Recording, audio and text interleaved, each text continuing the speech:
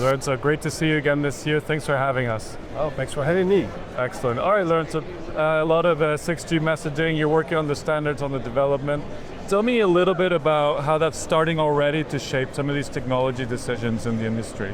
Oh, thank you for the question. Something very interesting that is happening is that a major new feature that people are studying for 6G is sensing. So the wireless network can become also a sensing network. So communication and sensing kind of get fused with each other. And we start to see that being experimented with already with 5G networks. So when we go to China, US, India, other regions of the world, people are starting to think how sensing can be integrated in their networks. For example, for public safety, for security, defense, drone detection, and things like that. Super, great. And so how do we move as an industry from standards to reality? What needs to happen now? There are two big things that have to happen. The first one is spectrum. Spectrum, of course, is the lifeblood of all wireless systems.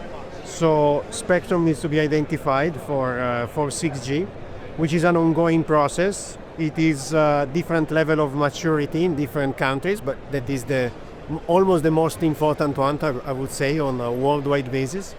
And the second one is that there are aspects of technology regulation framework.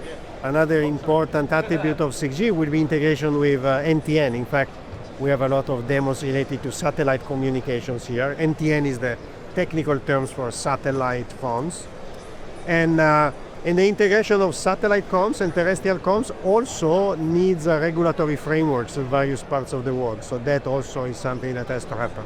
So to sum up, the technology guys are making a lot of progress, but also the rest of the ecosystem on the spectrum and policy and regulation has to do its part. Yeah.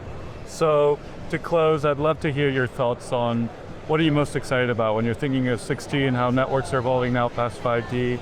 A lot being shown here. I'm sure you're seeing a lot day to day. What excites you the most?